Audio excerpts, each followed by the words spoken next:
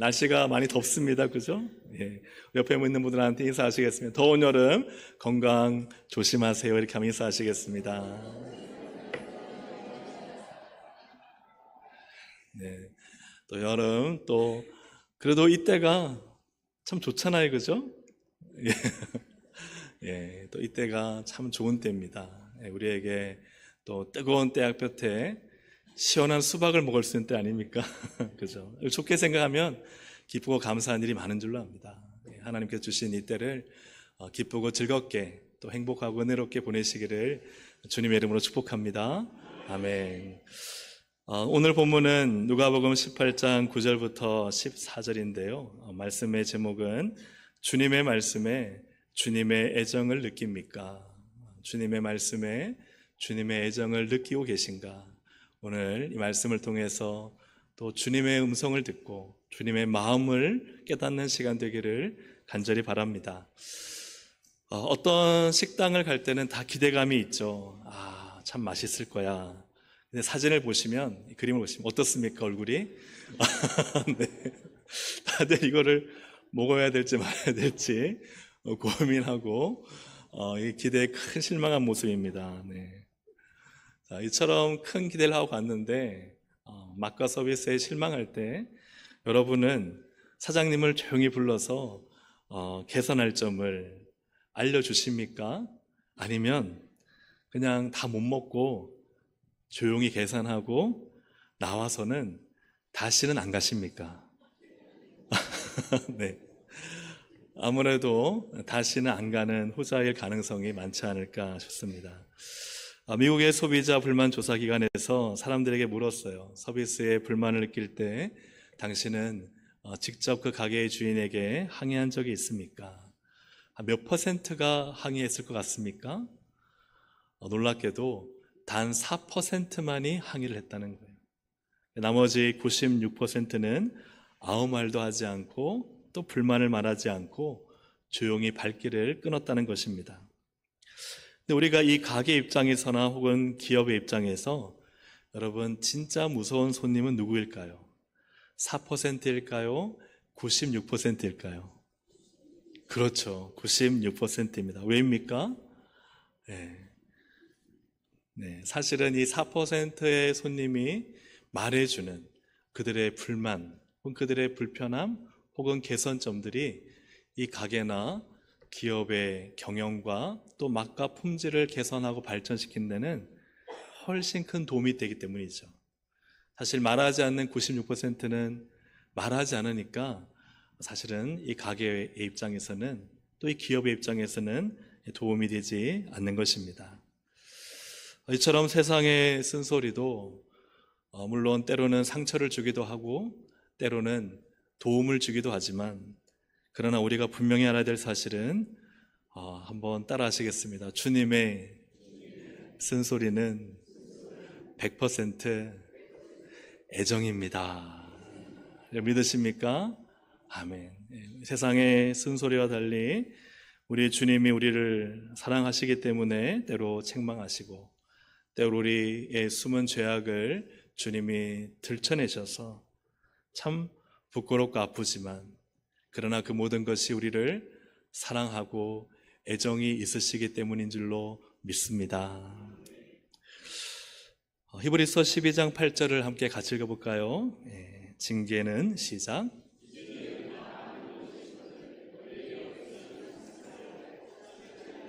아니니라. 아멘.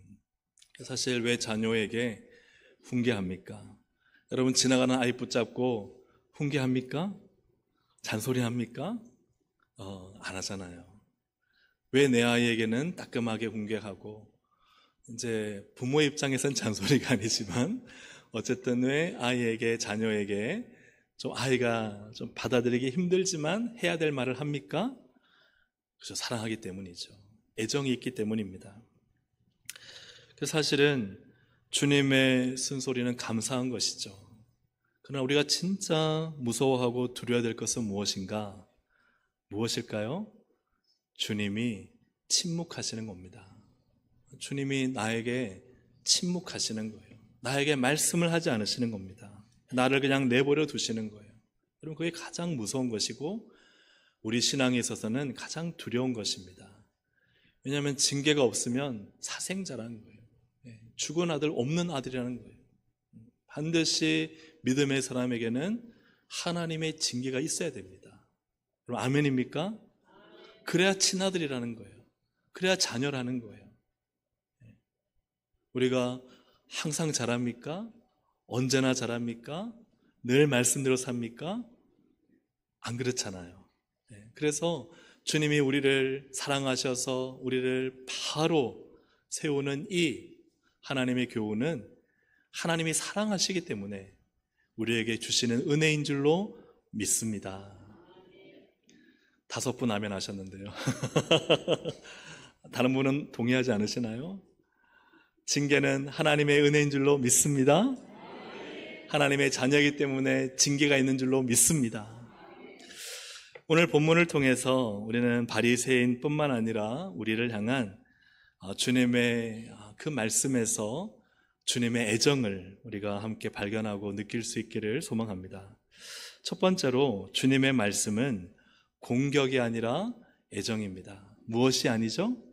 공격이 아니다. 같이 처음부터 한번 읽어보겠습니다. 주님의 말씀은 공격이 아니라 애정입니다. 아멘. 예수님께서 이 바리새인의 교만과 외식을 드러내시는데 이것은 공격이 아닙니다. 오늘 10절 말씀을 함께 읽어보겠습니다. 시작. 두 사람이 기도하러 성전에 올라가니 하나는 바리새인이요 하나는 세리라. 아멘. 주님이 바리새인을 정확히 지칭해서 이 바리새인의 교만하고 외식적인 기도의 모습을 예로 드시지만, 그런데 예수님이 이 바리새인을 집단화하지 않으셨다는 사실이에요. 뭐 하지 않으셨다고요? 집단화하지 않으셨어요. 바리새인들, 모든 바리새인, 이렇게 주님이 집단화하지 않으셨습니다. 단지 한 사람 바리새인이라 지칭하셨어요. 그래서 집단 전체를 주님이 말씀하시면 바리새인 전체를 매도하고 그들을 공격하시는 거죠.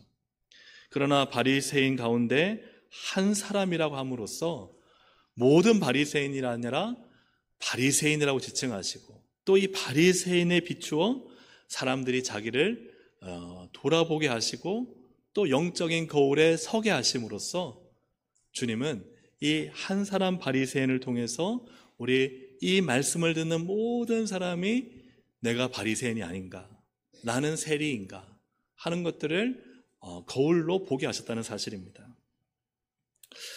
여러분, 강도와 외과 의사는 둘 다 사람의 몸에 칼을 댑니다. 근데 강도의 칼은 사람을 해치는 공격이지만, 그러나 외과 의사의 칼은 그 칼을 우리의 몸에 대는 순간, 그렇죠, 우리의 몸을 살리는 칼인 줄로 믿습니다. 살리기 위한 칼이죠. 주님의 말씀은 그 우리의 심령에 양날의 칼처럼 다가오지만 너무나 우리의 생사를 도려내는 듯한 찌름과 고통과 아픔과 때로는 책망과 지적을 주지만 우리의 영혼을 살리는 하나님의 말씀인 줄로 믿습니다. 실제로 성경을 보면 예수님은 바리새인들을 포기하신 적이 없습니다. 누가복음을 보면은 예수님께서 바리새인들의 집에 들어갔다는 말씀이 많이 기록이 돼 있어요. 누가복음 7장에 보면 발 씻을 물도 안 주는 바리새인의 집에 들어가셨어요. 그러니까 진정한 환대를 받지 못하는 거예요. 또 누가복음 11장에 보면 바리새인 집에 들어가는데 사람들이 이상히 여기는 거예요. 그런 이상한 눈초리, 따가운 눈초리를 받으며 예수님은 바리새인의 집에 기어코 들어가셔서 바리새인과 대화하시고 때로는 그들을 설득하시고 그들에게 말씀을 전하셨어요. 누가복음 14장도 보면 사람들이 엿보고 있어요. 어떻게 하면 예수를 넘어뜨릴까? 그런데도 예수님은 바리새인의 집에 들어가 앉으셔서 바리새인과 함께 식사하시면서 그들에게 하나님 말씀을 강론하셨습니다. 요한복음을 보면은 바리새인인 니고데모가 밤중에 예수님 찾아오잖아요. 대낮에 떳떳하게 나오는 게 아니라 몰래 숨어서 찾아오는 그런 바리새인 니고데모를 만나 예수님은 영생의 진리의 말씀을 설파해 주셨어요. 그의 영혼을 진심으로 위하셨습니다. 그리고 주님께서 바리새인들 향해, 여러분 성경을 읽어보신 분들은 아시죠? 화 있을진저 바리새인들아 하고 주님이 마치 저주와 악담을 퍼붓는 것 같지만 그게 아닙니다. 이 화 있을진저라는 것은 헬라어로 우아인데 이것은 분노에 찬 저주가 아닙니다. 아, 슬프고 안타깝도다 하는 탄식과 애통이에요. 주님이 그들을 너무 불쌍히 계셔서 탄식하며 애통하며 화 있을진저, 아, 애통스럽다, 너무 안타깝다, 이 말씀을 하신 것입니다. 그래서 주님은 단 한 번도 이 바리새인들을 버리거나 그들을 포기하거나 그들을 향한 사랑의 마음이 아닌 분노의 저주의 마음을 가지고 그들을 대하지 않으셨다는 거예요. 사랑하는 여러분, 주님의 말씀은 오늘 나를 향해 공격하는 것이 아니라 나를 사랑하시기 때문에 나를 향해 애정을 가지시고 주님이 나에게 말씀하시는 줄로 믿습니다. 주님의 말씀을 공격으로 받지 마시고 주님의 말씀이 오늘 나를 돌이키시고 나를 살리시기 위한 주님의 탄식하는 애정으로 나를 고치시는 사랑으로 받으시기를 주님의 이름으로 축복합니다. 두 번째로 주님의 말씀은 명령이 아니라 깨달음입니다. 같이 한번 읽어보겠습니다. 주님의 말씀은 명령이 아니라 깨달음입니다. 아멘. 9절을 보게 되면 주님은 누구에게 어떤 방법으로 말씀을 주시는가가 기록되어 있습니다. 우리 9절을 함께 읽어보겠습니다. 시작. 또 자기를 의롭다고 믿고 이 비유로 말씀하시되. 아멘. 주님이 이 비유를 주고자 하시는 대상은 사실은 자기를 의롭다고 믿고 다른 사람들을 멸시하는 자들입니다. 나는 옳고 다른 사람들을 무시하는 그런 사람들을 향해서 주님이 말씀하셨는데 어떤 방법으로 하셨는가? 어떤 방법으로 하셨죠? 다시 한번 성경을 띄워주시겠습니까? 9절. 네, 9절을 띄워주시면 뭐로 말씀하시되? 그렇습니다. 비유로 말씀하시되. 주님의 목적이 비난과 정죄였다면 주님은 단도직입적으로 이렇게 말씀하셨을 것입니다. 이런 교만한 자들아, 너의 금식과 11조가 역겹다. 차라리 세리가 너희보다 낫다 하고는 주님이 단도직입적으로 정죄하고 아니면 명령해서 그렇게 살지 말아라 이렇게 강하게 말씀하셨겠죠. 근데 주님은 단도직입적인 직설적인 말씀을 하지 않으시고 비유로 말씀하셨다는 것이죠. 사람은 누구나 다 직설적인 책망을 들을 때는 여러분 어떻습니까? 기꺼이 잘 받아들이십니까? 아니면 맞는 말이라 할지라도 내 안에 방어막을 치고 마음을 닫습니까? 아무리 옳은 말이라도 내게 직설적으로 말하면 여러분 마음이 활짝 열려 아멘 아멘 받으십니까? 아니면 맞는 말이라도 귀를 닫고 안 받으십니까? 그죠? 다 비슷할 줄로 압니다. 다윗 왕 앞에 나단 선지자가 섰습니다. 다윗은 밧세바 간음하고 이 남편 우리아를 결국은 죽였습니다. 그리고는 그 태어난 아이를 마치 그 후에 태어난 아이처럼 꾸며서 모든 것을 다 숨기고 죄악을 은폐하고 살았습니다. 근데 그때 나단 선지자가 나타나서 왕궁에 나단이 와서 이 왕자에 앉은 다윗을 향해 다짜고짜 당신은 살인자요, 간음자요, 은폐자요, 범죄자요 이렇게 책망했다면 여러분 어떻게 되었을 것 같습니까?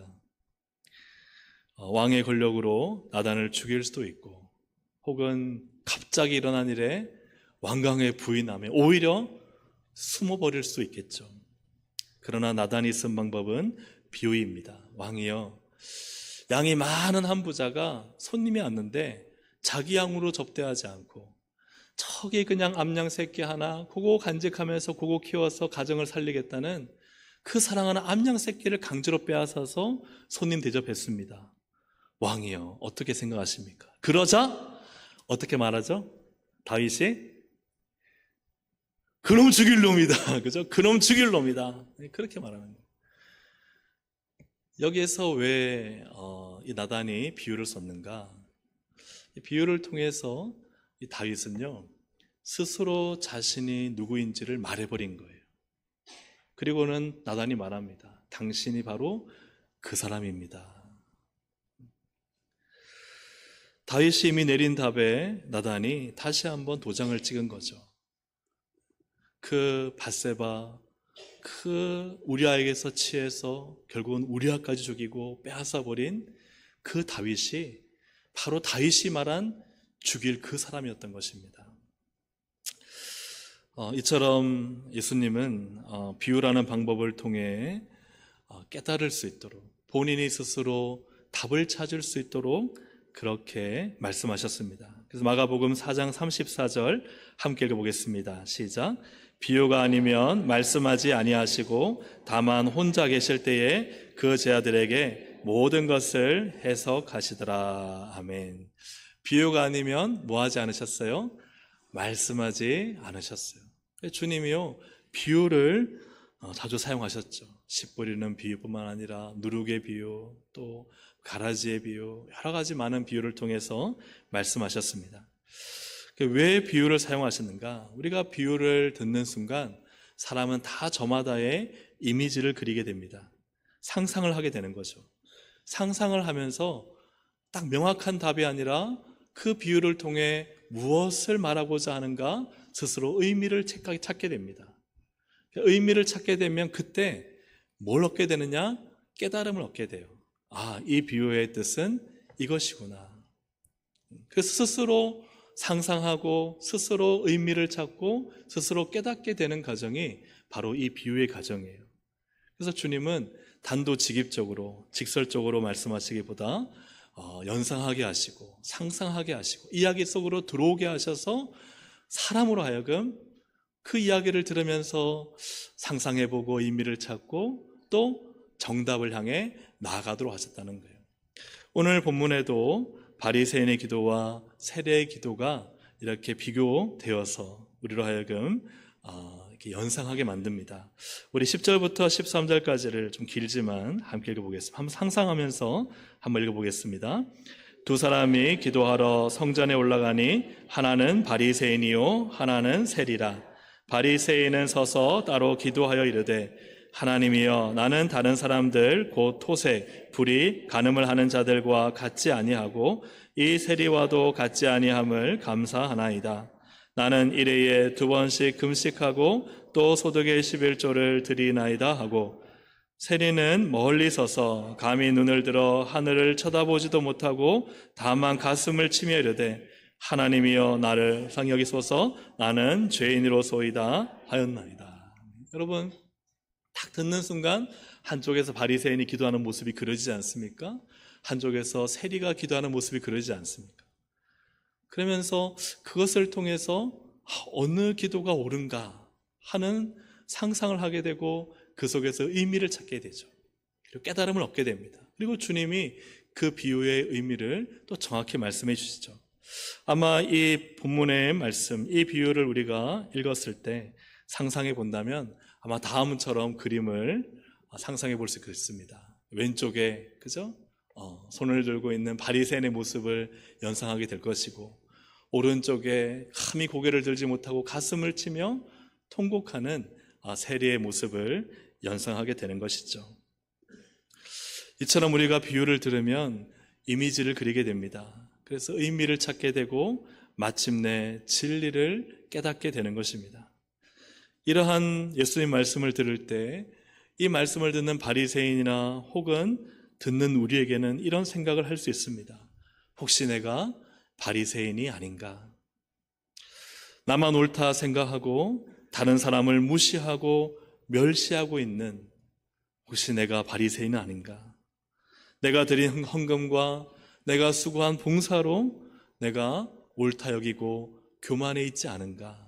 이런 상상을 또 의미를 찾게 되죠. 또 한편으로는 정말 나는 세리처럼 살고 있는가?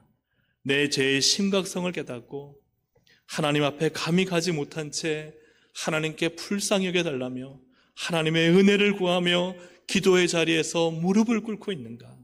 나는 하나님 앞에 정말 죄인임을 깨닫고 겸손한가? 나를 구원해 주신 예수님의 그 보혈의 은혜에 날마다 감사하며 찬양하며 살고 있는가? 명령적 지시는 우리의 행동을 통제하는 언어지만, 그러나 우리의 마음으로 하여금 스스로 깨닫게 하고 스스로 의미를 찾아 바꾸게 하지는 못합니다. 예수님께서는 비유를 통해서 오늘 참 깨닫게 하기를 원하세요. 그것이 주님의 애정인 줄로 믿습니다. 주님이 우리가 잘못할 때 그때마다 꿈에 나타나셔가지고 야단치시고 지적하시고 책망하시면 여러분 어떻겠습니까? 한두 번은 명쾌하고 답을 얻은 것 같지만, 여러분 그러는 순간요, 우리가 얼마나 위축되고 얼마나 깨닫지 못한 채 뭔가를 해야 되는, 마치 기계적인 순종, 자발적이지 않은 그런 신앙의 길을 걸어갈 수 있지 않겠습니까? 근데 주님은 길고 긴 시간이 필요하지만 우리를 하여금 생각하게 하시고 발견하게 하시고 깨닫게 하시고 대입해보게 하셔서 그 비유 앞에 거울처럼 서게 하셔서 그 사람을 통해 우리를 보게 하시고 그 밭을 통해 우리의 마음밭을 보게 하시고 그 누룩을 통해 우리의 삶을 보게 하시는 줄로 믿습니다. 주님은 비유를 사용하심으로써 우리가 스스로 진리를 깨닫고 자발적으로 변화되고 또 하나님 앞에 설 수 있기를 주님은 원하십니다. 이것이 주님이 우리를 사랑하시는 주님의 애정이신 줄로 믿습니다. 마지막 세 번째로 주님의 말씀은 함께 같이 읽어보겠습니다. 시작. 주님의 말씀은 정죄가 아니라 비난이 아니라 변화입니다. 다시 한번 읽겠습니다. 주님의 말씀은 비난이 아니라 변화입니다. 이 비유의 결론은 이것입니다. 14절 함께 읽어보겠습니다. 내가 너에게 이르노니 이에 저 바리새인이 아니고 이 사람이 의롭다 하심을 받고 그의 집으로 내려갔느니라. 무릇 자기를 높이는 자는 낮아지고 자기를 낮추는 자는 높아지리라 하시니라. 아멘. 이 비유의 결론은 하나님 앞에 당신은 자기를 높이는 인생입니까? 하나님 앞에 자기를 낮추는 인생입니까? 인생은 딱 두 가지인 거예요. 물론 왔다 갔다 할 수도 있겠지만 어느 방향인가? 나는 하나님 앞에 바리새인처럼 나를 높이며 살아가는지, 아니면 하나님 앞에 정말 엎드려 회개하며 겸손히 살아가는지. 사랑하는 우리 동성애의 모든 성도님들은 하나님 앞에 자기를 낮추는 겸손한 주님의 백성들 되시기를 주의 이름으로 축복합니다. 중요한 것은 비유를 듣고 깨달음을 통해 어떻게 깨달음을 얻는다면 어떻게 반응할까 하는 것이죠. 주님이 이 비유를 주신 목적은 바리새인을 정죄하기 위한 것이 아니라 사실은 무엇을 위한 것인가? 자기를 높이는 자가 자기를 낮추는 자로 바뀌어지기를 원하시는 거예요. 아멘입니까?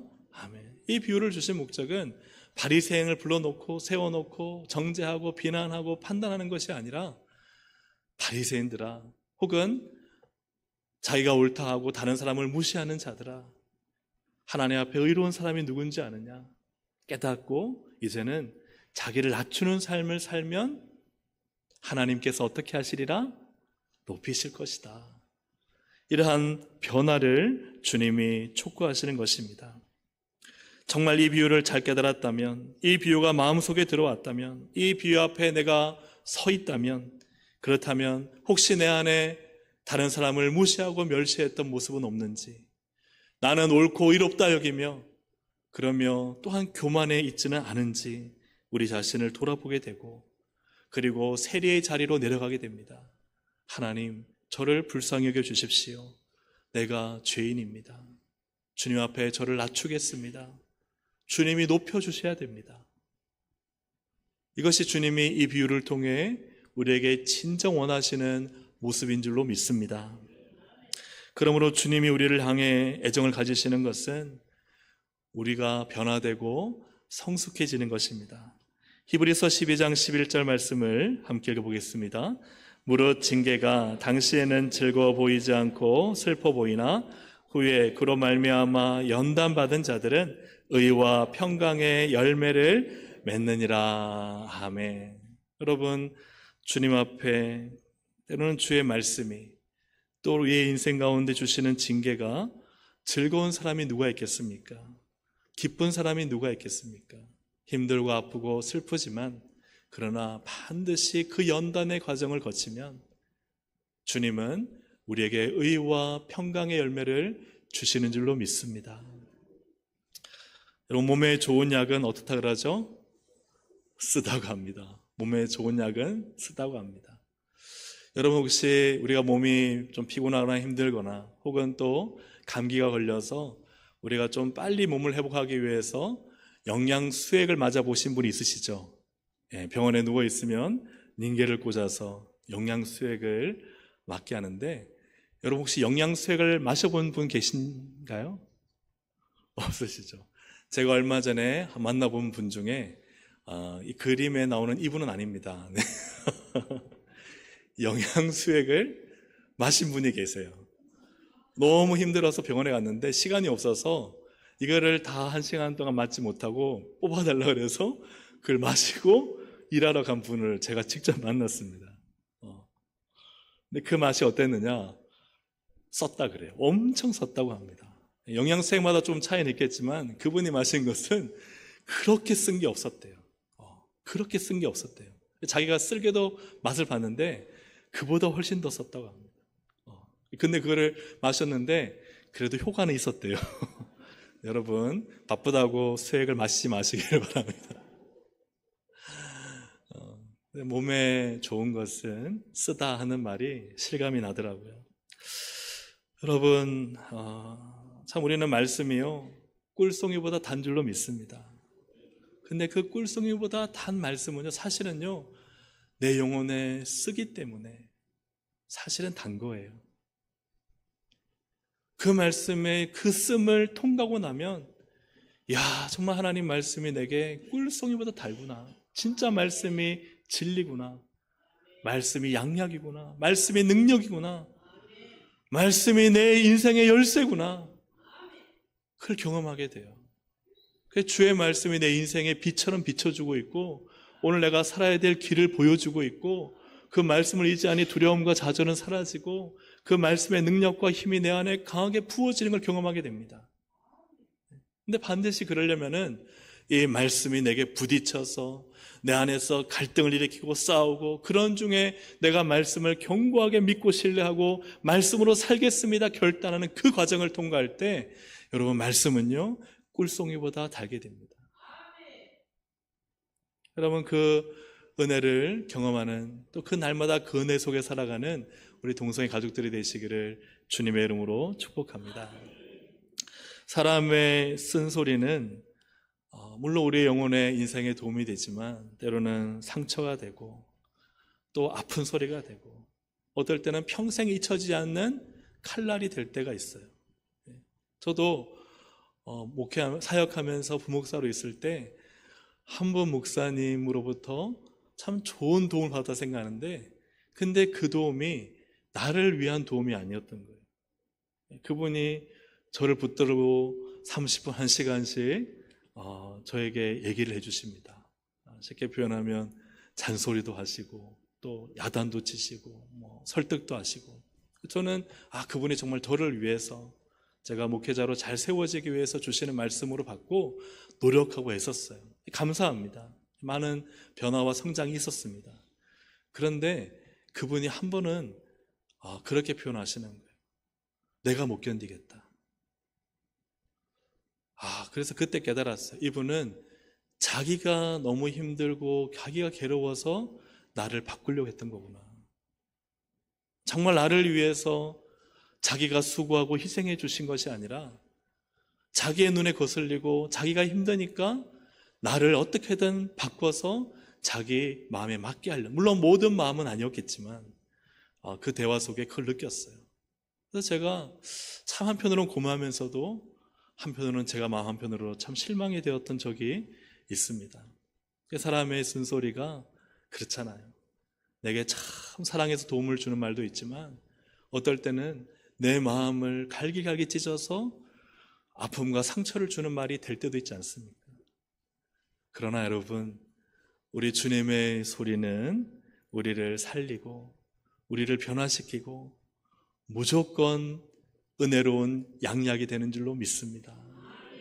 그래서 우리는 그 누구의 소리보다 주님의 말씀의 소리를 듣고 그 말씀 안에서 우리에게 애정을 주시고 깨달음을 주시고 변화를 주시는 그 주님의 은혜의 소리를 들으며 살아가는 우리 동성의 권속들이 되기를 주님의 이름으로 축복합니다. 그래서 약은 쓰지만 삼켜야 되잖아요. 하나님의 말씀도 쓰지만 어떻게 될까요? 삼키시기를 주의 이름으로 축복합니다. 말씀을 맺습니다. 예수님이 십자가에 달리시기 전에 베드로가 몇 번 부인했어요? 그래서 3번 부인했죠. 예수님이 부활하신 다음에 갈릴리 호숫가에서 베드로를 만나 요한의 아들 시몬아, 네가 나를 이 사람들보다 사랑하느냐라고 몇 번 물으셨어요? 몇 번이죠? 3번이죠. 3번 부인했는데 3번 물으셨어요. 베드로 입장에서 여러분 어떻겠습니까? 3번 물으시니까 언제가 생각이 나요? 예전에 자기가 예수님 부인했을 때 그 3번이 생각나겠죠. 그렇다면 여러분, 예수님은 이 3번 부인한 베드로의 과거의 정말 부끄러운 추억, 그 죄악을 들춰내서 그를 책망하고 비난하고 정죄하기 위해 주님이 3번을 물으신 걸까요? 아니죠. 주님은 이 3번을 물어볼 때 어떠한 책망도 비난도 정죄도 없습니다. 나를 사랑하느냐 물어보신 다음에 그 사랑과 애정을 확인하시고, 그리고는 주님은 이렇게 3번을 말씀하십니다. 내 양을 먹이라, 내 양을 치라, 내 양을 먹이라. 이것을 통해서 베드로는 무엇을 깨달았을까요? 주님이 나를 여전히 믿어주고 계시는구나. 아멘입니까? 내가 3번 부인했다고, 내가 도망쳤다고, 나를 버리시고 나에게서 수제자라는 타이틀을 빼앗아 가시고 나에게 일을 주지 않으시는 것이 아니라 주님은 여전히 이 거룩한 사명을 나에게 맡기셔서 나를 믿고 신뢰하고 나를 향해 애정을 갖고 계시는구나. 주님의 말씀은 어떠한 공격도 명령도 비난도 아닙니다. 주님의 말씀은 우리를 향한 애정이며 깨달음이며 변화입니다. 오늘 우리 사랑하는 동성애 권속들에게 우리 주님이 말씀해 주시는 것이 애정으로 느껴지시기를 주의 이름으로 축복합니다. 그래서 주님이 깨닫게 하시는 것이 애정임을 우리가 알아야 하고, 또 나를 낮추도록 변화시키는 것이 주님의 애정임을 우리가 깨닫고 주님의 말씀에서 늘 주님의 사랑과 애정을 느끼며 주님이 주시는 말씀이 참 나를 위한, 비록 쓰지만 나에게 가장 좋은 약이라 하는 것을 믿고 늘 주의 말씀으로 살며 승리하시기를 주님의 이름으로 축복합니다. 이 시간 우리 함께 우리 찬양 드릴 때 섬김 찬양, 오늘 또 찬양대가 우리가 불렀던 찬양인데요, 함께 이 찬양을 드리고 기도하도록 하겠습니다.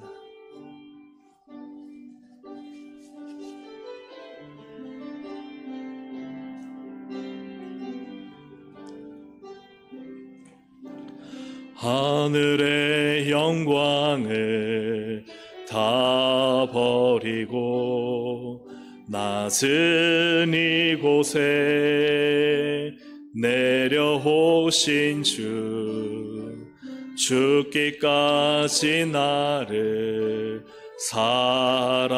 사랑하신 그 사랑 얼마나 큰지,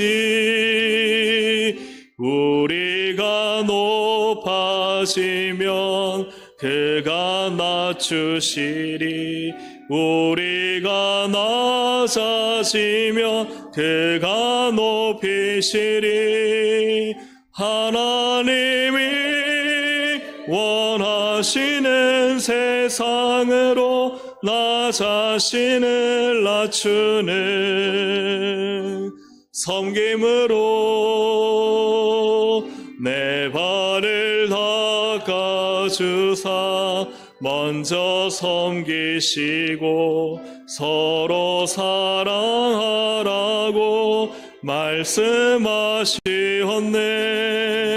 하나님이 원하시는 세상으로 나 자신을 드리는 섬김의 모습이 되기를. 하늘의 영광을 다 버리고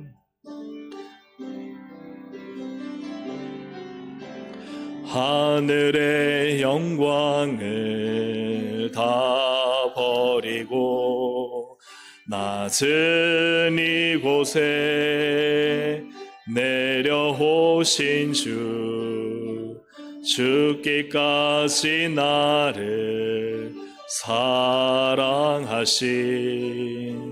그 사랑 얼마나 큰지 우리가 높아지면 그가 낮추시리. 우리가 낮아지면 그가 높이시리. 하나님이 원하시는 세상으로 나 자신을 낮추는 섬김으로 내 발을 닦아주사 먼저 섬기시고 서로 사랑하라고 말씀하시었네.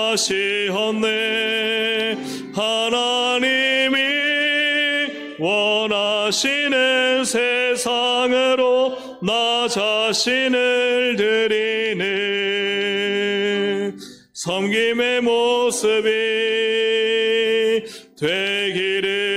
내 발을 닦아주사 내 발을 닦아주사 먼저 섬기시고 서로 사랑하라고 말씀하시었네.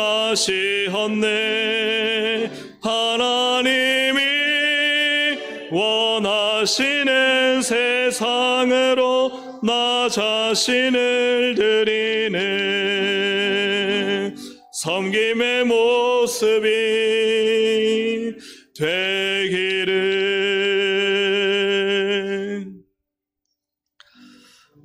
참 말씀은 씁니다.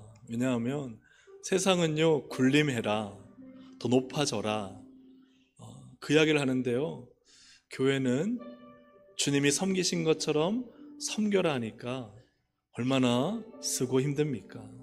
그 외에도 너무나 우리에게 주시는 주님의 말씀은 참 우리를 힘들게 하고 아프게 하지만, 그러나 그 징계와 그 말씀을 다 통과하고 나면 하나님의 은혜가 있고 변화가 있고 또 주님의 거룩한 일하심을 보게 되는 줄로 믿습니다.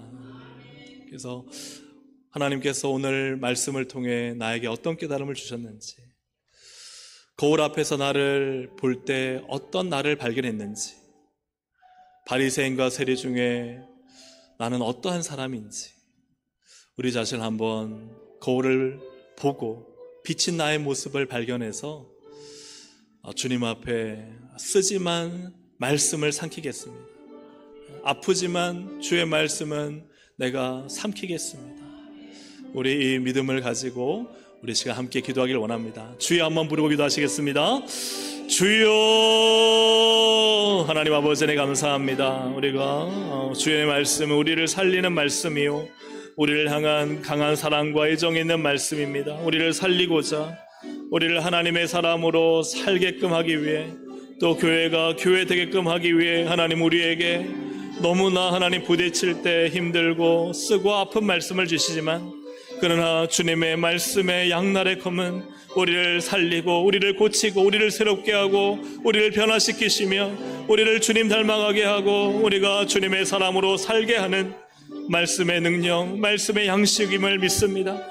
오늘도 하나님, 우리가 세상의 달콤한 유혹과 말에 빠지지 않게 하시고 주님의 쓴 말씀을 곱씹으며 묵상하며 하나님의 뜻을 찾고자 몸부림치며 하나님 안에서 주의 말씀을 듣고 삼킬 수 있도록 인도하셔서 그 말씀을 믿음으로 순종으로 삼킬 때 하나님 그 말씀을 통해 역사하시는 하나님을 경험하게 하시고, 말씀은 진리이니 변하지 않는 영생의 말씀, 능력의 말씀이시오니 오늘도 주의 말씀은 영원 불변하오니 오늘도 하나님 말씀 앞에 서서 그 말씀을 날마다 삼키며 그 말씀 안에 살아가는 신앙이 될 수 있도록 역사하여 주시기를 원합니다.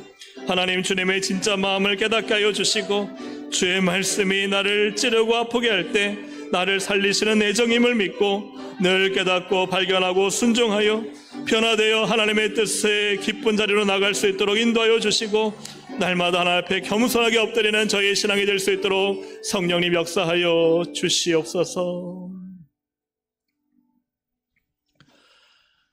주의 말씀은 온전히 진리이며 완전한 사랑이며 진실한 애정임을 믿습니다. 세상의 소리는 우리를 아프게도 하고 때론 도움이 되기도 하지만, 그러나 주님의 말씀의 소리는 비록 쓰고 아플지라도 사랑이 담겨있고 애정이 담겨있고 우리를 향한 놀라운 계획이 담겨있는 줄로 믿습니다. 오늘도 이 시간 주님의 말씀이 나를 아프게 할 때, 주님의 말씀과 비유에 비친 나의 모습을 보니 너무 부끄러워 숨고 싶을 때, 나의 민낯을 드러내고 마음 깊은 곳에 숨겨둔 것들을 발각시킬 때, 그때 숨거나 도망치지 않게 하시고 그 말씀을 삼켜내서 그 말씀을 소화시키는 자가 되게 하셔서 말씀의 사람이 되게 하여 주시옵소서. 말씀은 능력이고 진리요 생명이오니 하나님의 말씀 앞에 타협하지 않게 하시고 말씀 앞에 겸손하게 엎드려 주님의 말씀으로 살아가는 신앙인이 되게 하여 주옵소서. 하나님, 거울에 비친 나의 모습 볼 때 다윗이 고백했던 것처럼 내가 하나님 앞에 범죄하였도다 하는 즉각적인 회개 고백이 나타나게 하시고, 그리할 할 때 하나님의 사랑과 은혜와 영원토록 하나님의 긍휼 가운데 있음을 발견케 하여 주시옵소서. 오늘도 주의 사랑하는 모든 성도들에게 낮추는 마음, 겸손한 마음 허락하여 주셔서 주님 앞에 나를 높이지 아니하고 나 같은 죄인 살리신 주 은혜의 놀라와 주님 앞에 회개의 눈물을 흘리며 겸손히 엎드리며 나를 옳다 하여 남을 무시하는 자가 아니라 주님 앞에 나의 죄악됨을 고백하고 주님의 긍휼을 구하는 성도로 살게 하여 주시옵소서. 예수님의 이름으로 기도합니다. 아멘.